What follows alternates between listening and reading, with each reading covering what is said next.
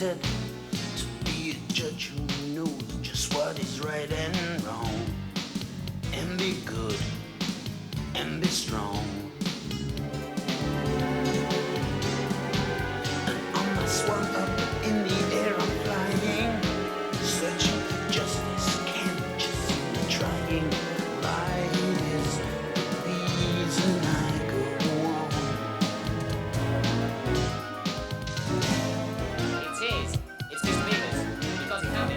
But I dispute that, baby, because I am the lawyer who's defending Mr. Mouse. Yes. But then, sir, I think you're wrong. You're very pushy, but because I am a good lawyer, I know what we can do.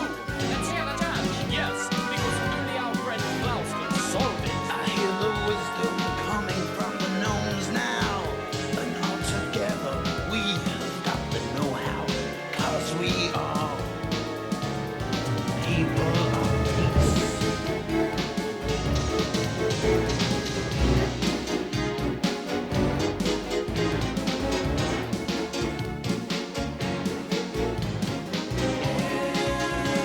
Everybody in this house is a judge and so wise. Hurry up, my good friend Klaus. Tell us what you advise.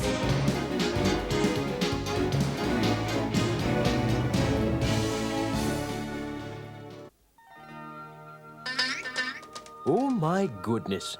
Here's a case I have completely forgotten. It looks interesting, but why can't I remember it? This is very distressing. Oh. Do you recall the pigeon and duck envy case? I'm wondering if I ever resolved it, and now I'm afraid I could be too old to remember it at all. These are the most recent rulings, but I don't think it's listed there. It It could must be have a very happened old before case. you came to work for me. It's probably about 200 years old. Well, that explains it. Nobody remembers things that happened that long ago. But that's no excuse, my friend. Mother Nature has entrusted me to remember every one of her laws. Maybe you just need a vacation. Why don't you visit your cousin Peter? You know, I haven't seen Peter and his wife for a very long time. About a century. That long? Yep. Well, then it's high time you went to Canada to see him. Now I'll show you his home up north.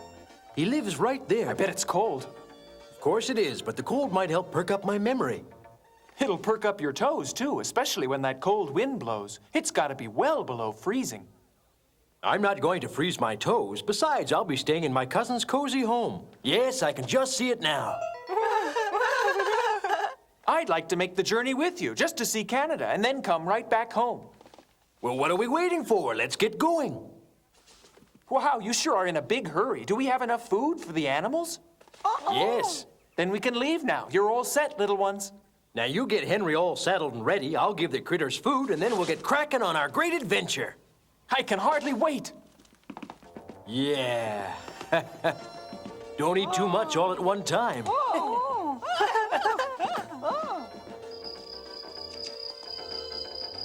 Here's a juicy tomato just for you, little grasshopper, and it should last you at least a whole week till Dany gets home. This bowl of seeds will suit you just fine. We're ready, Henry.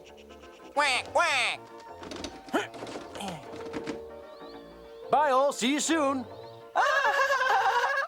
Follow the water and go north. Up, up, and away we fly on the start of our northern journey. You know, we're very lucky indeed. It's a perfect day for soaring over the trees and water and enjoying the beauty of the clear blue sky. We have Mother Nature to thank for this lovely splendor. It's so peaceful, yet it's thrilling too to be high up in the sky. I'll be darned if I don't feel like a kid again. And considering I'm 350 years old, that's quite an accomplishment. This is the life, Judge. Yes, lad, this is quite a relaxing way to travel. Looks like that ocean liner is headed north, too. Indeed, and I'm glad we're high enough so we don't have to breathe that smoke. Mother Nature would be very unhappy to see this ship polluting our air. I don't believe a little smoke will do us any harm. You don't seem to understand. That freighter down there has poured smoke into the air for years, and no one's done anything to stop it. And look at the oil and garbage it's dumped. I think we better do something. Right, lad, it is my intention to make some laws that man will honor and obey for all time. Would you like to help? Yep. Oh, look, I think I've spotted some of Henry's flying buddies going south for the winter. I'll bet they're surprised to see Henry heading the other way. Goodbye. Have a good flight and get lots of sun. Henry will be joining you in a few weeks. I wonder how they find their way south every year. The sun and stars guide them. Looks like the dolphins are putting on a show for us. They're always so much fun. I just love to watch them play. They're very smart, too, which gives me an idea. What are you going to do, Dany? You'll see.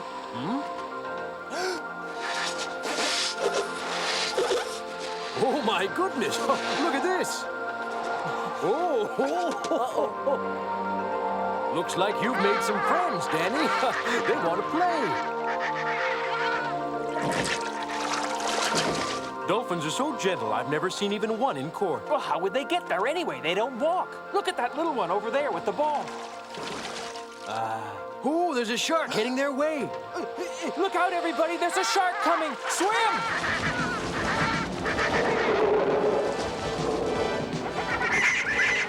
That little one's in trouble. We've got to do something to save him. The dolphin needs our help. See what you can do for him, Henry.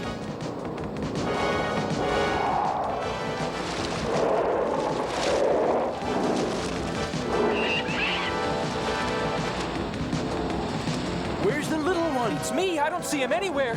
Hello, little dolphin. Can you hear me? Goodness gracious, the shark must have got him. He's alive. Huh? Look there.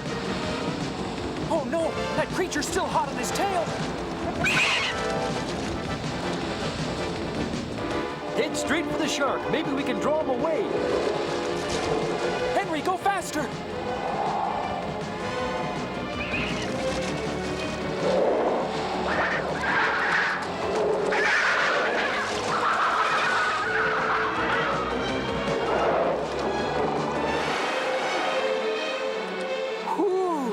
Was a close call. We were almost at shark's lunch. Look, he can't find him. Hooray, Henry, you've saved the day. Quack, quack, quack. It's a privilege to know you. You are the bravest bird I've ever encountered, Henry. Henry is delighted to have saved that little dolphin, but he probably doesn't want to lose any more tail feathers along the way, so hopefully we won't run into any more danger before the trip is over. Oh, look, Judge, it's Canada. I recognize it from the map we looked at. You're right, Dany. I hardly recognized it myself because of all the trees that have grown up in the last 100 years or so since my last visit.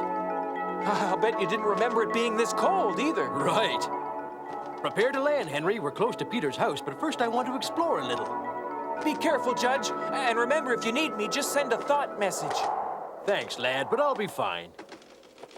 Have a good visit, and don't worry. I'll take care of everything at home. Thanks, lad. I appreciate all your assistance. Henry, be sure to get him home safe and sound. So long, Judge. Henry and I will be seeing you in a while. Well, let's go, Henry. It's time for us to get back to warm weather. Goodness, it's cold. I'd better walk quickly. Don't want to get stranded in a snowstorm. Sounds like I'm not the only creature who needs to find shelter.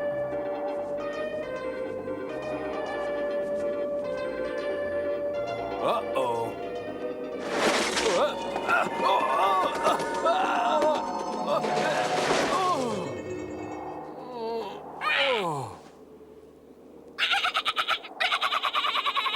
You should be ashamed of yourself. I could have been hurt. Some birds will laugh at anything. Next time I try that hill, I'm going to have to use a sled. Oh my goodness, Peter's property seems to be completely booby-trapped. What to do? Hope I'm not too old to climb.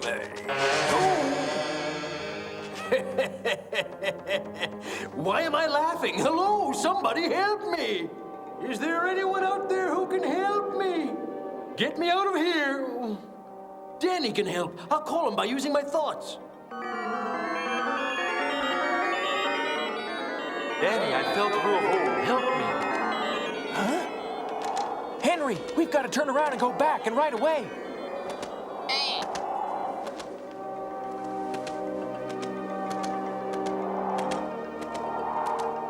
His thoughts are coming in loud and clear. He's over there in that clearing.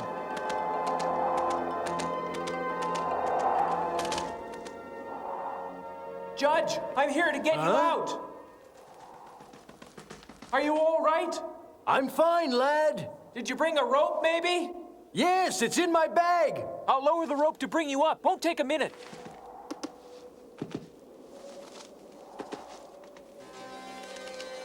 When it reaches you, get a good grip and wait till I get Henry roped up at this end.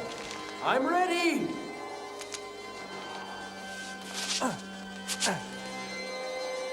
Okay, Henry, pull.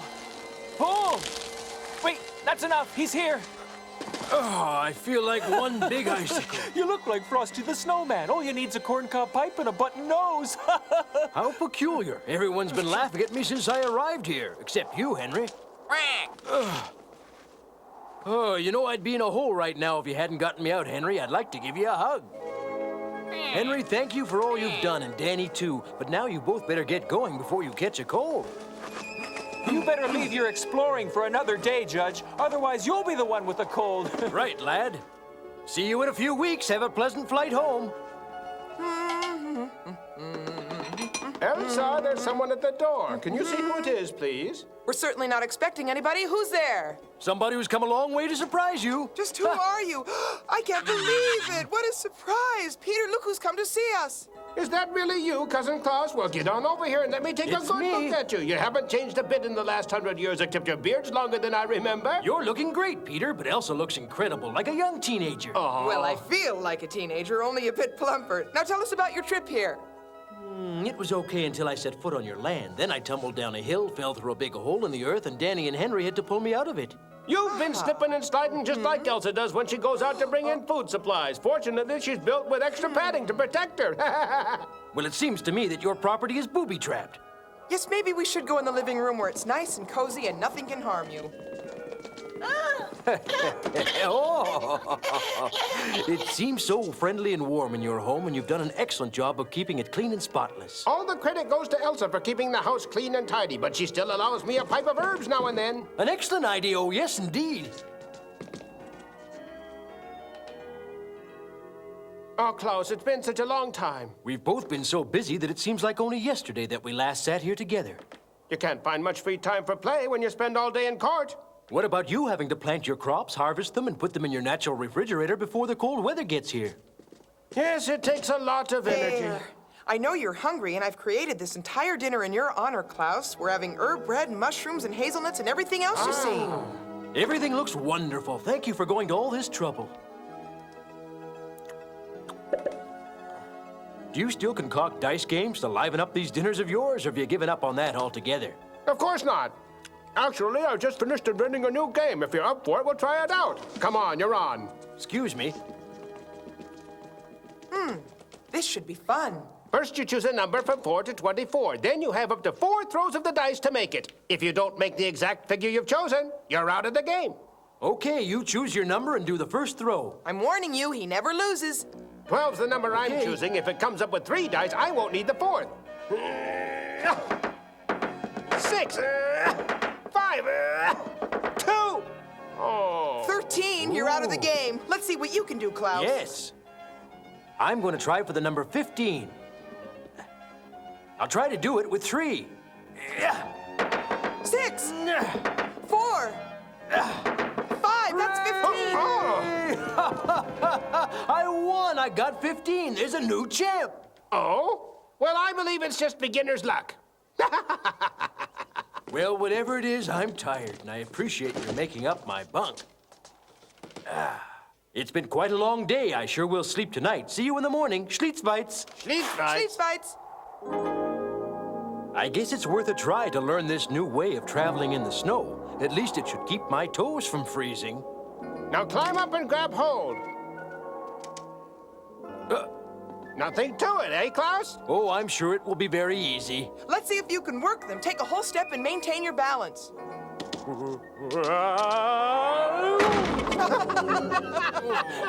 I thought my stilts were made skid-proof. They were, but now we have to skid-proof you. I'm gonna do it this time. You're doing very well. I'm really impressed. It's not so bad once you get moving. Yeah.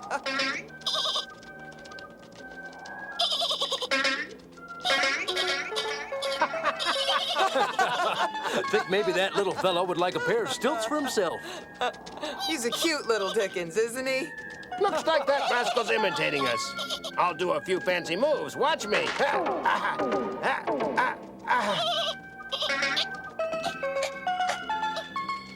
He's better than Peter. Oh, I think you're right. Whoops, not anymore.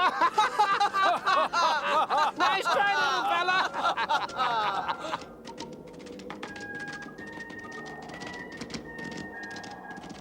Now it's time to get off our stilts. I want to show you what's inside this cave. This heavy boulder is securing the cavern from strangers, and I'll need some help to move it aside. Come on, push. All right. All set.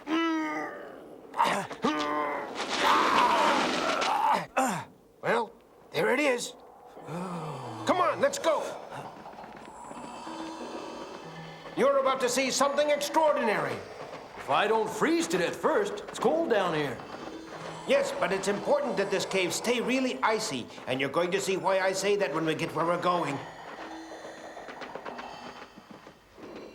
Wow, look at the size of it. I must admit, that's the biggest animal I've ever seen. And just look at the rest of them. It's a whole family. This is really amazing. These creatures lived on the Earth over 1 million years ago before becoming extinct. Well, his descendant, the rhinoceros, is still around, but not this big. There's so much light in here, and yet it's cold. How come? I drilled tiny holes in the earth, and when the sun comes in, it is reflected off of the cave's natural limestone. But Peter, drilling all those holes must have taken you at least 100 years. Mm-hmm. Look up there, and you'll see what I did. It creates a beautiful effect. I agree. But aren't you afraid the sun will generate too much heat and destroy them? Actually, I doubt it, but it won't make a whole lot of difference anyway if they are melted. They aren't coming back to life. Of course, anything is quite possible, I suppose. It appears as if they could come alive and that they are only sleeping. Oh! What was that? That's just a rhinoceros growl. Oh no, it's alive! The sun has actually melted it! Klaus, you must be right. But how could that be? It still looks frozen. I'm no expert. Let's forget it and get out. We'll stay right here and fight. Huh? That animal is amused. Huh? Oh, it's Elsa. That's right. It's just little me. Hi! She may be little, but her voice is huge.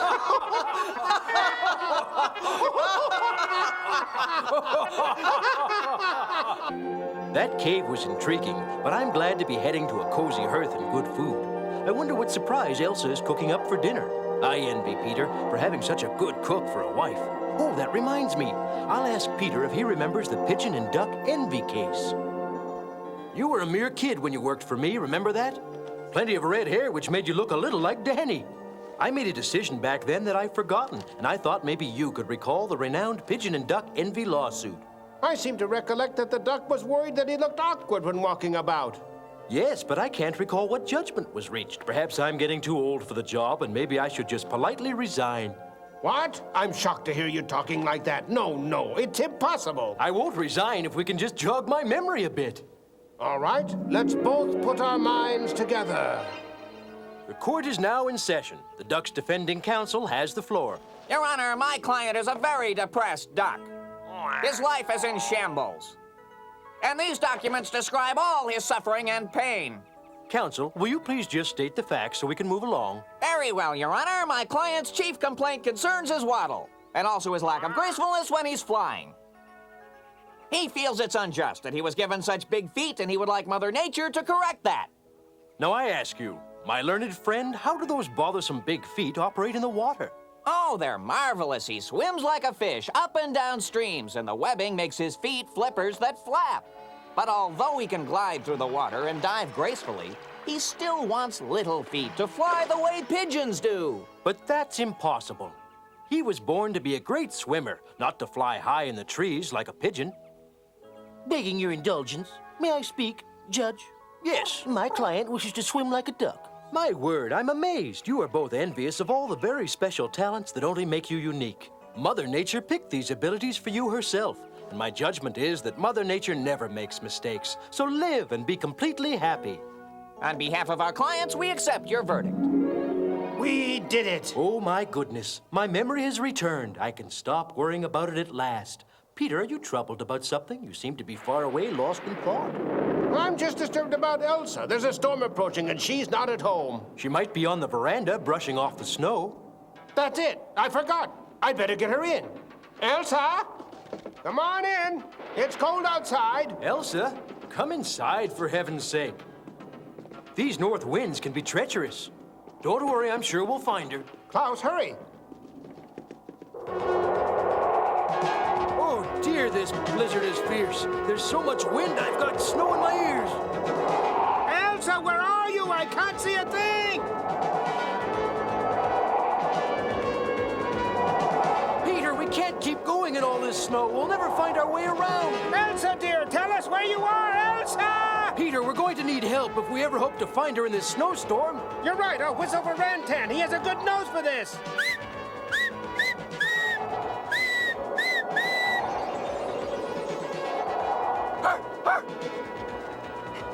Rantan, thank you for hurrying, my good friend. Elsa's out somewhere in this storm. We need you to locate her. Come on, Klaus, climb aboard. Okay, Rantan, let's find her.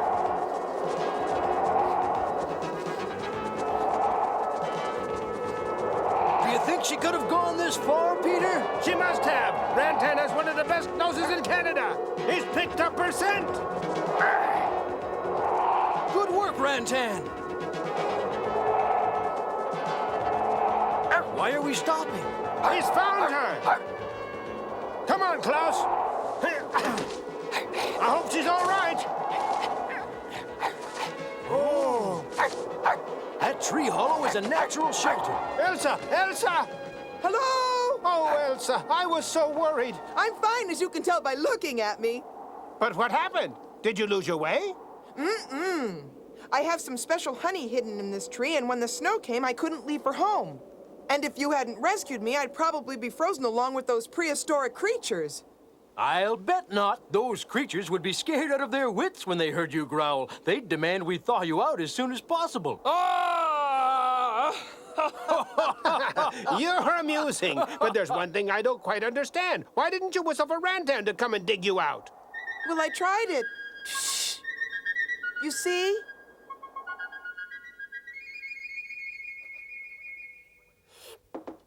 The women need whistling lessons. It's too difficult for them. That's why gnome fathers pass the skill on to their sons. I whistled! I finally did it! Oh, my goodness! Huh? She's right!